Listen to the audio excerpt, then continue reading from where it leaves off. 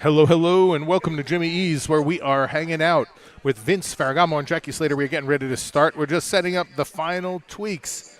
There was a little spill on the tablecloth, and so it's slowing us down by a couple of minutes. But we are getting ready. Stand by. We are hanging out at Jimmy E's.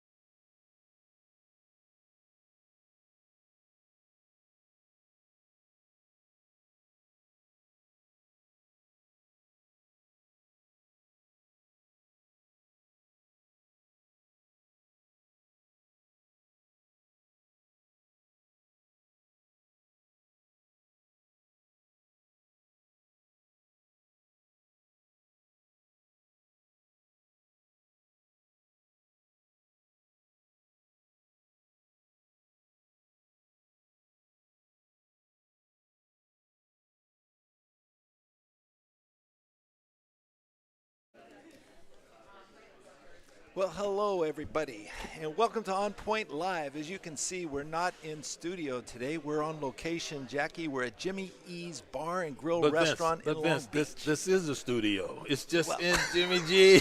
It's a makeshift studio. It's All right, a let's put it makeshift that way, studio. man. I'm telling you. Yeah, it's good to be here, though. We were here before, during one of the Monday Night Football games, and Jackie, there's so much Food. food and excitement in this place, and I see so many of my former alumni have been in high school. I that know. come here Hey, that's Vince, close to how about school. your old high school cheerleader? Yeah, she Showing up. showed How about She showed that? up. Oh yeah, Huh? she showed up. She's brought her yearbook too. How Did you about see she that brought a yearbook? Showed me you. I mean, you look just like Vanessa in that picture. All those pictures is just Vanessa looks just like that. Well, It was really that's- cool, Vince. Yeah, well, it's a good thing I had the girls, though, because they took after their mom. Yeah. They would look. So I don't know about me.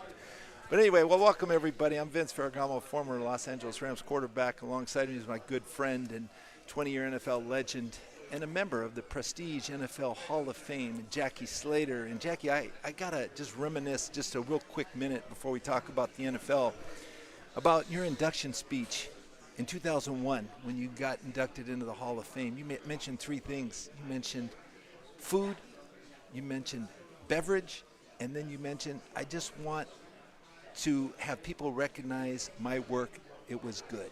Yes. And I can tell you, your work was good. Well, thank you very much, Yeah, Vince. I'm telling you. I appreciate that. It was an awesome speech. Well, thank you very much. It was a very humbling opportunity for me to get there and in front of all of those guys that I had admired over the years. That were very special players. I mean, just some unique individuals, physically and mentally. I got to meet so many of my heroes there. Oh man, I can't even begin to call names beyond Art Shell and Bob Brown. Yeah. Just a ton of guys, and Vince, to be in there with those guys, it's a humbling experience when you knew how great those other players were. Well, and I know other things that are very important to you too, Jackie, faith and family and football, obviously, but faith and family. And that whole NFL alumni is a big family. Yes. And they treat that way, and you see the way they react and what they do, the great things they do in the community. So I really support it. I really have to commend how well you guys have done and handled that notoriety. But, you, more so than anyone I could ever remember, no one's impacted and revolutionized the offensive line play like you have, Jackie. And I've seen it over the years. I've seen your intellectual approach, your all the great things that you did, your level of model of consistency, Jackie, your ingenuity, and what you were able to do to defend and then attack your opponent. And not to say how strong and quick you were, because you were a big man, right? But Yeah. it's really taken hold. And, one of the primary things in football, as you know, is protection for the quarterback. And what you were able to instill to other players coming from behind you, you instilled some kind of remedy, some kind of ingredient to be successful. This is how you have to play. And you played it at a high level over and over and over again. And I mean, it's remarkable. And now that you're able to teach other kids, it's a pretty big deal. Yeah, I really enjoy the opportunities that I get to work with some of the current day players. They're no different than what we were, Vince. They're excited about playing pro football. They're excited about the opportunity that they have been given because of their physical gifts and their experiences in colleges, and they want to be successful in the pros. It's unfortunate that early on for a lot of these guys they fail, and they have a pretty steep learning curve.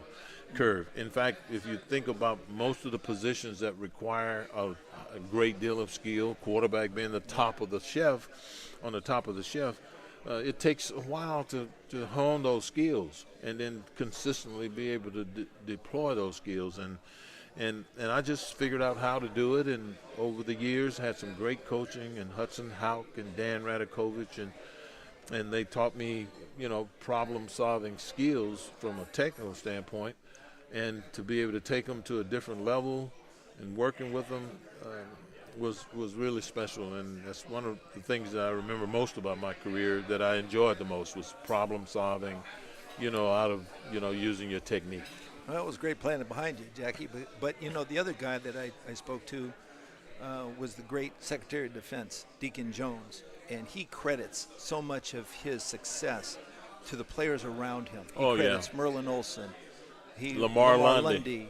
Rosie Greer. Right. Jackie, how much Merlin Olsen. How much effect was it for you to have players around you of that caliber, and how were you able to play better as a result? It was unbelievable, Vince.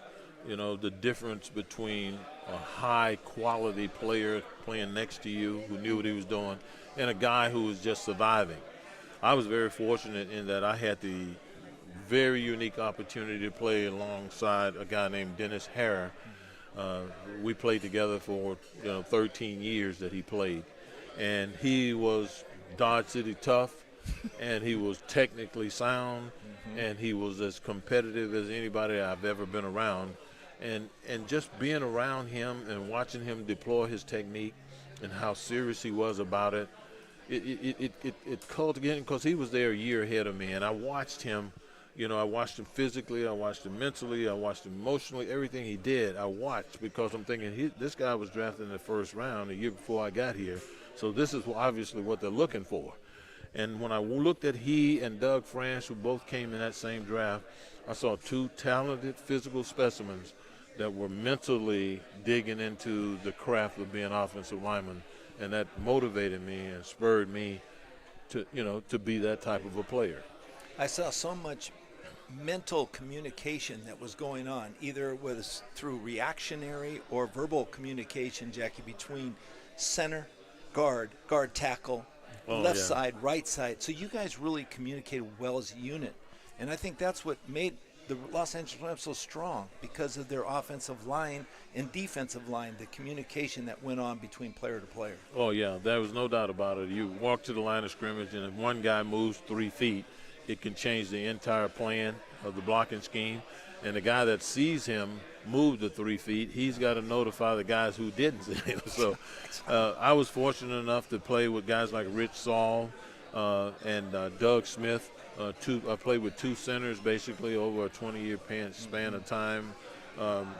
And those guys were just dynamic mental guys. They just could see you move 1 inch, and Doug Smith or Rich Saul would change the call, and you had to be mentally right there with them at that particular time, or you were going to, not get your block done. So being intuitive and understanding how important the calls are was one of the things that I learned real fast as a young offensive lineman in the pros. Yeah, standing behind you guys, I heard it many, many times. All that communication was going on there. I had my own stuff I was thinking of, and I'm sure you guys were all on the same page, because it's a team game. It's teamwork. And now we see that in the NFL. Right. We see all that. And now we have to talk about some of these awards that are coming out this week, because this is Super Bowl week.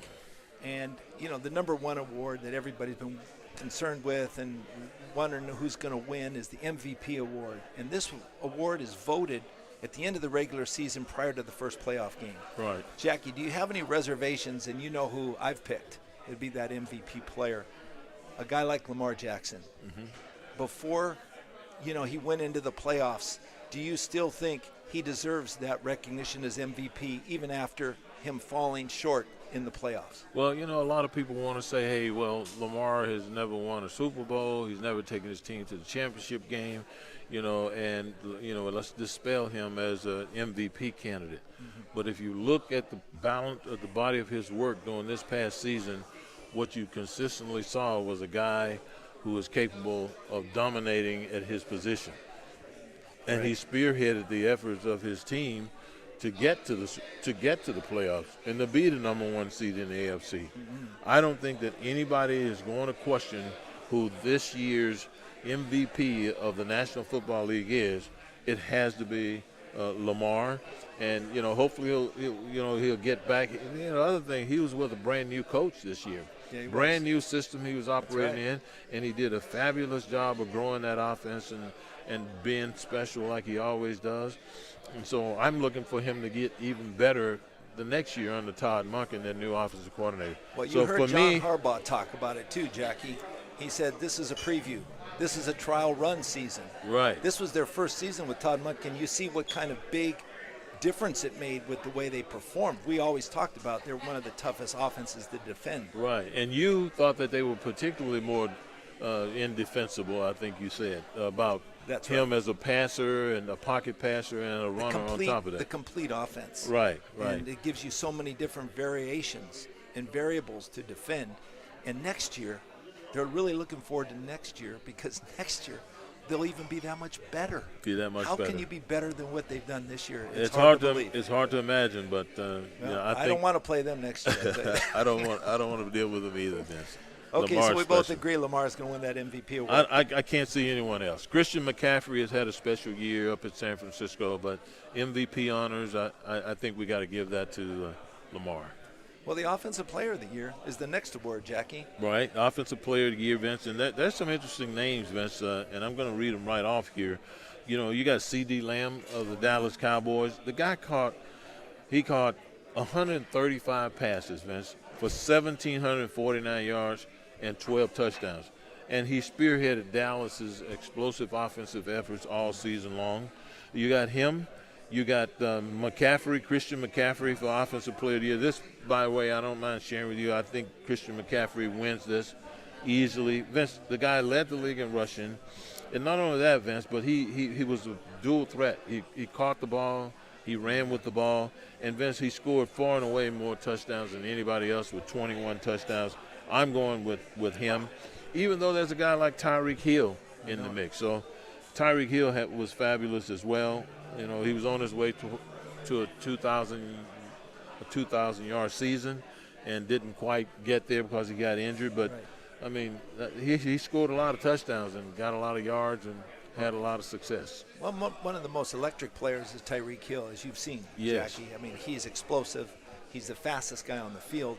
He gets open, and he runs after the catch. So he's a dynamic threat for any offense. And he made that offense much better than it was even without him in the lineup. But I agree. We've always said that Christian McCaffrey would win this award right from the beginning of the season, because we knew how much Kyle Shanahan would integrate his skills into this offense, especially with a young quarterback. And when you have a back like that and the receivers to go to group together, you can have an explosive offense, in which they were able to do. And 21 touchdowns is no joke. You and I are in agreement that Christian McCaffrey Yes. is the NFL's Offensive Player of the Year. Right. Okay. Let's move on to Defensive Player of the Year. Okay, Jackie, you know, the talk of the town was Myles Garrett, and the other guy was Micah Parsons. Micah Parsons, and those two guys were in the talk of everyone all season long. Yeah, all season long. What he was able to accomplish, especially Myles Garrett, Jackie, the number one defense, he was the best player on the number one defense. Okay, I talked about T.J. Watt. Now, T.J. Watt, I think, led the league in sacks. I mean, he had, something like 19 sacks this year. He was unbelievable, too. But I don't think anybody compares with Myles Garrett, the way his level of consistency and never got hurt all season long. And through all those different changes they had on offense, their defense still exploited the other team. They won the games just single-handedly, sometimes just with their defense. And Myles was the centerpiece of this number one defense. And you know, you look at a guy like Michael Parsons, who you line him up anywhere and he can beat almost anybody inside and outside as a pass rusher. He can do anything you want to get done. He's just almost unblockable. But at some point in time, you know, he's not as big or as physical as guys like Myles Garrett.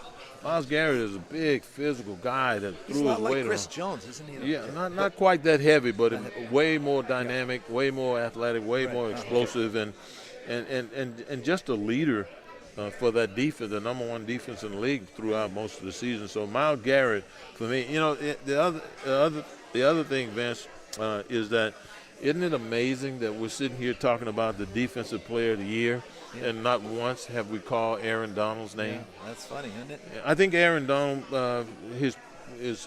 should be in the top echelon of defenders in this league. But this year he was saddled with a bunch of young guys, inexperienced guys, and some of the schemes and some of the things that he had been accustomed to doing, they weren't able to execute the way I think they've been able to execute in the past, and it hurt him a little bit. But make no mistake about it, you don't have a conversation this year or any of the previous years about the Defensive Player of the Year without including Aaron Donald. You're exactly right. And Raheem Morris, who was a defensive coordinator, Jackie, he went on to go down to Atlanta to coach the Falcons. But Mike Shula is coming aboard the Rams as a defensive coordinator next year, and he's got to be excited to work with a guy like Aaron Donald. Yes. You know, and I think he's going to really that little change up. I mean, Aaron Donald can react to any change, but his dominance on the defensive line, Jack, and his disruption. I mean, a defensive coordinator will have a field day working with a guy like that. Absolutely. You can just plug and play and put him where you want him and take advantage of the vulnerability of individuals and that's what people have historically done. You figure out who the duck is, and then you put your very best player over the duck, and you're probably going to get the pressure, create result. Havoc. You're going to create havoc with that guy. So, I'm looking forward to watching Aaron Donald be successful and dominant for a number of years in the future. Right. So we're both in agreement there. What about these rookies, Jackie?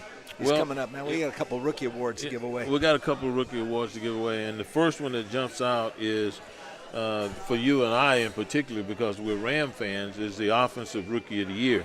And I'm saddened a little bit by this, Vince, because I think Puka Nacua had as good a year as any young player has had in a number of years. And Puka Nacua, I mean, he had 1,486 yards on 105 receptions that he had, and on the any other year, if you go back any other year in the National Football League other than this year, those are the numbers that gets a guy the Offensive Rookie of the Year. But unfortunately, there's a quarterback that was a rookie who had a fabulous year too, C.J. Stroud, who you watch real close. Well, see, those are two great players, Jackie, and great finds for both those organizations. But I will tell you, the Rams with Puka is the first time in the history of the Rams that a rookie receiver had that many yards after catch and that many touchdowns. He was explosive. He was the guy. Even when Cooper Kupp went down with an injury, he stepped up. That team just didn't lose a beat. They didn't skip a beat, Jack. Didn't skip a beat. But as good as Puka Nacua was, I can tell you, as a receiver coming in as a rookie, there's nothing harder to play a position in the NFL in your rookie season than a quarterback. There's too much going on. There's too much information. It's just a lot, Vince. It's physical and mental. So what was it that impressed you most about C.J. Stroud? C.J. Stroud, his calmness in the pocket, his command of the offense as a young quarterback. I mean, it takes years to develop that strength as a quarterback. I mean, he almost looked like Tom Brady in most cases, just sitting back there. The way he was able to come from behind as a rookie quarterback and win games at the end of a game, score with less than a minute. His 2-minute drill was great. His focus, his attention to detail, we saw that coming out of college. Jackie, that's why I thought he was going to be a good pro. And with a guy like their offensive coordinator and, D'Amico Ryans, it was amazing the way they were able to put that whole team together, offense and defense. What were they, like 10 and? They made the playoffs. They went right up against some of the best teams. Right away with a rookie quarterback, which is, you say, Vince, it's rare that you see that. I would have to give my vote to C.J. Stroud, as much as I like Puka Nacua, but C.J. Stroud would win my vote. Yeah, I'm inclined to agree, and I love Puka Nacua. How about the defensive rookie of the year? Okay, Jackie, there's a few names that come to mind. I mean, the guy we said at the beginning of the year, Jalen Carter, right, from Philadelphia, out of Georgia, right, drafted the first pick. Right. He took Hargrave's spot. Right, and the way his teammates marveled over how he practiced and how special he was. It was strength, just power. Yeah. He's like a Reggie White. Yes. Philadelphia almost kind of. Absolutely. Jackie, but not there yet. Not. I don't think everybody will be Reggie White. He's on his way. Yeah, but no, he's one of the names that come to mind. Jackie, how about the edge, Will Anderson, the edge rusher? Yeah. That was drafted in the first round. Houston got 2 first-round picks. Right. I mean, out of Alabama. He was impressive, defensive end. And Very then also impressive. You had Kobe Turner for the Rams. Yeah. He was really the conductor. The conductor. I'm telling you, you're just like Vince, everybody overlooks Vince, what he's done. Do you know he set the Rams rookie record for sacks which was held by Aaron Donald. That's amazing. Isn't That's amazing. Now, let's not. There's no doubt about it that they were turning the protection away from him, so he was isolated one-on-one, probably in most cases with his guy. Yeah, but still, because of Aaron Donald being the other guy. But still, he's a rookie, and he's beating veteran players, and he's making plays. Well, that's what Aaron Donald would love to have, because now they can't always double team him. They got another guy to worry about. Absolutely. So it's going to help this team down the road, I think. No doubt about it. So who do you think? I'm going to have to stick with my pick with Jalen Carter, though. Jackie is the defensive rookie of the year. Yeah, okay. Well, I looked at the numbers, and he was impressive. Vince. He had 33 tackles, 6 sacks, 2 forced fumbles, and a touchdown. Yeah. But you know what? One of the things that guys are being paid for in the National Football League right now is sacks. And for you to come up with 9 sacks right out of the college campus, and then to identify with the fans and your teammates as the conductor, I'm going to go with Kobe Turner as the defensive rookie of the year. Well, I'm sure he won't be too far behind in votes if he doesn't make it to the number 1 spot. No, he won't. Hey, this is my favorite one. Coach of the year, Jack. There's so much in the NFL that relies on coaching. I mean, they put you in a position to be successful, Jackie. There's names that are strikingly at the top of the list. One of them, obviously, is DeMeco Ryans. Okay, with Houston, what he was able to do in his first year. First year with a rookie quarterback. Is that a team that you saw? That but team a lot was of quality people, in all ways. It was, but a lot of people would say, well, he was helped by the fact that not only did they draft and have a rookie quarterback, but they also drafted the best edge guy and Will Anderson in the National Football League. So he was loaded with talent. But I still think you still have to manage these people, and DeMeco Ryans certainly has to be near the top, if not the top guy for Coach of the Years. You have Dan Campbell as well, Jackie, but he was in his 3rd year. He led the Detroit Lions to the playoffs in the NFC Championship game. Right. He did a fantastic job. He made some mistakes down the stretch there that a lot of people will say cost his team the opportunity to win. But, I mean, he had one heck of a team, one heck of everybody played well for the most part under him. But still, as you said, that was his 3rd season versus DeMeco Ryans' first. And then Kevin Stefanski, he's been around. Cleveland Browns, what a remarkable job he's done, Jackie, to get them 11-5, 11-6 record. I mean, they were in the postseason. 5 different quarterbacks. How do you do that? That has a lot to say with what type of coaching that we have on board. It says a great deal. And, I was very impressed with Stefanski, too. But of those 3, let's just say those 3, who's your pick, you think? Kevin Stefanski is going to come in a very, very tight second to me. But I got to go with DeMeco Ryans. He's, the kid's 39 years old. He's first year as a head coach. Rookie quarterback who played fantastic under his leadership. And then, you finish 10-7 and in the playoffs. I got to go with DeMeco Ryans. And some of my analogy in decision-making has to stem from the history of this player, DeMeco Ryans. When he came out of college, Jack, he was up for the Lott Trophy Award. I voted for him to be the winner of that. So did I. So he won that event. He went on to the San Francisco 49ers, had a remarkable coaching career as a coordinator. Look what he was able to accomplish. They were in the number 1 defense. Now he goes to Houston. Look what he's turned that whole franchise around. It's following him. I've got to go with DeMeco Ryans because of the history of what I've seen and what he did this year. Dan Campbell and Kevin Stefanski, neither one of those guys have anything to be ashamed about. They can lift their heads high and say, I competed. That's right. Well, Jackie, the other coach is Andy Reid.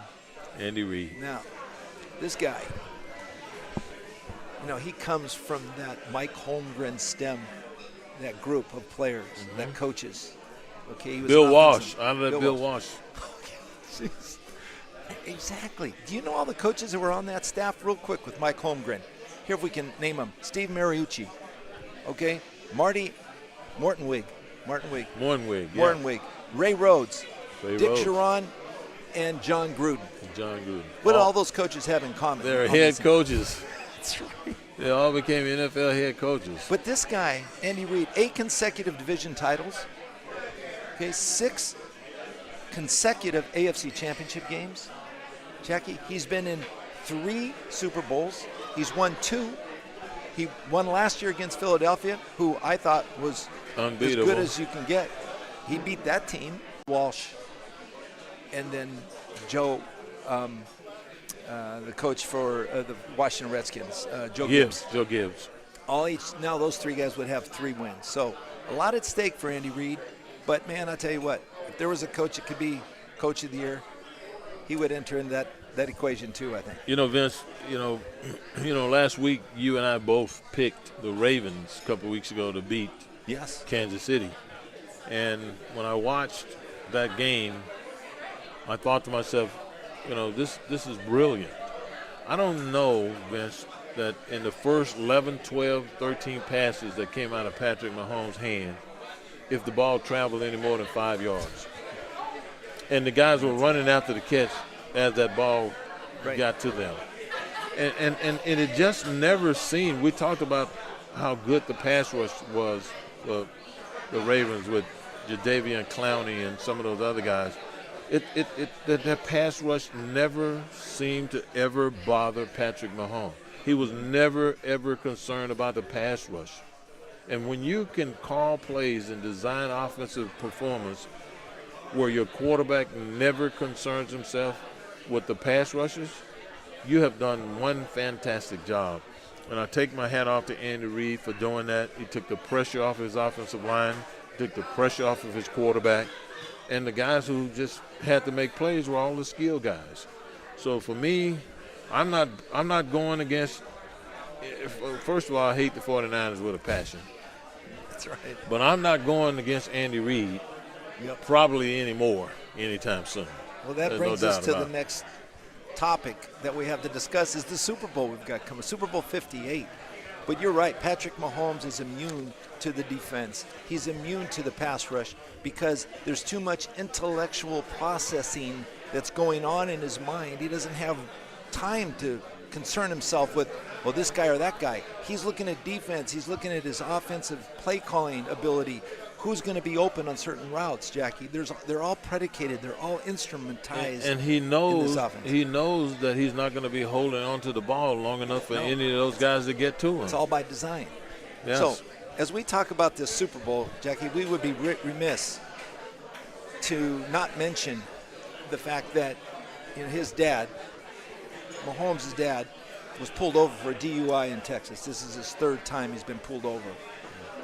I mean, if anything can disrupt the mentality of a team, would be something like this. And if it's for your dad, if it's for your son, if it's a family matter that strikes home to you, I mean, if anything could affect a quarterback mentally, this might be a little taxing on his mind. And maybe let's hope it doesn't interfere with him carrying forward to playing in the Super Bowl game. Right. You really hope that. But, like most kids, he's probably close to his dad, and he feels for him, and he's hurting for him right now, and he wants the very best for him. And that's going to be on his mind. And Patrick Mahomes is going to have to, he realizes, where he is and what he has to try to get done and what's at stake. And so I full well expect him to come out and be the pro that he is every single week. Well, and hopefully everything will work out with his pop. Yeah, we hope the best for him, and that he can move on and correct those mistakes if he's having them. Let's talk about the matchup here, Jackie, and we've got the offense side trying to figure this out. Both teams are explosive on offense, but defensively, is there any better coach to have on your defensive staff? Spagnuolo? And a Steve Spagnuolo. What he was able to do against the Ravens last week or 2 weeks ago is it's just systematic. He just systematically looked at that offense, and he play in and play out with his defensive play calling, anticipated what they wanted to do, what their strengths were, and he simply shut them down.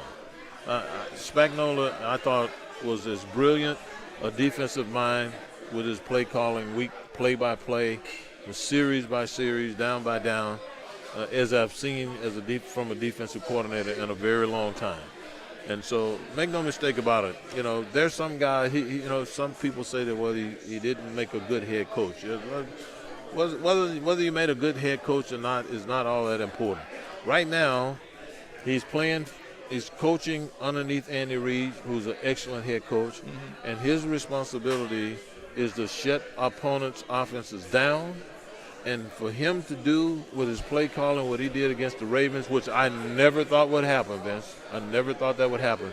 To me, was just I had to take my hat off to Spagnuolo and the job that he did. Is Steve Spagnuolo the perfect example of a guy who can be a defensive coordinator, a great defensive coordinator, and not a head coach? I mean, we've seen this in the league. A couple guys are elevated to head coach. Things don't pan out. Steve Spagnuolo was the coach for the LA Rams or the St. Louis Rams. Didn't pan out.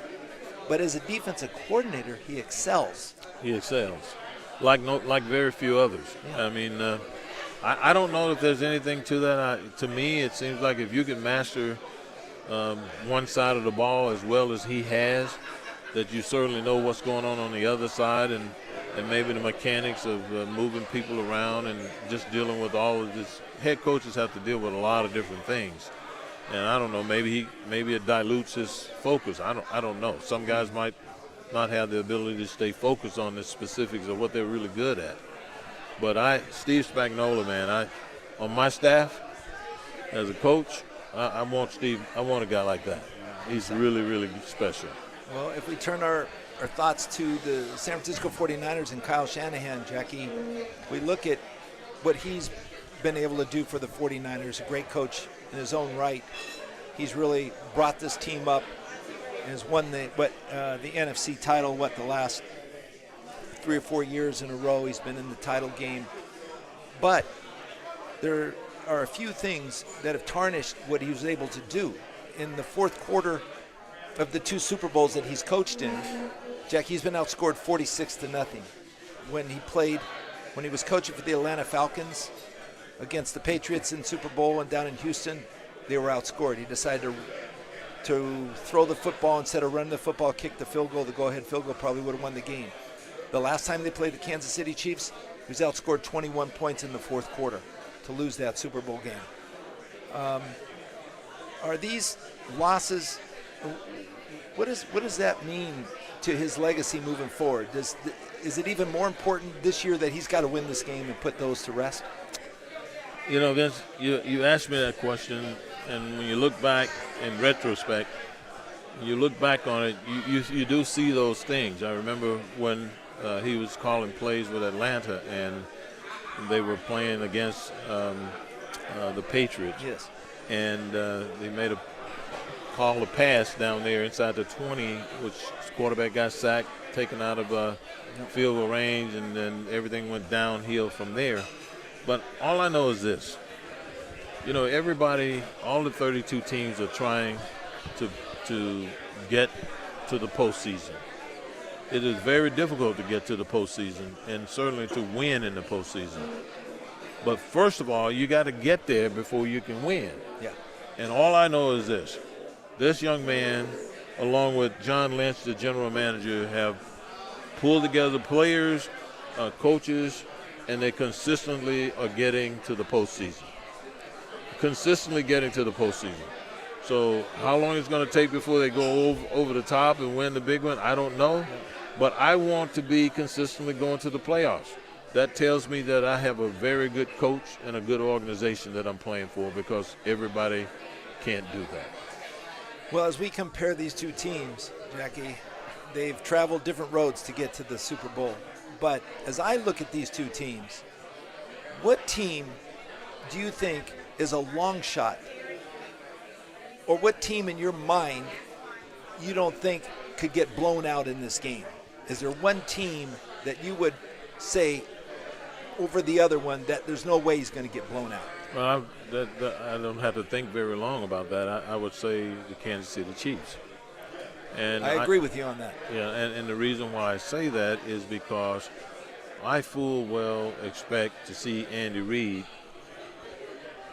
make timely adjustments offensively, and through Steve Spagnuolo make timely adjustments defensively as the game goes along. That's what they both have done on both sides of the ball.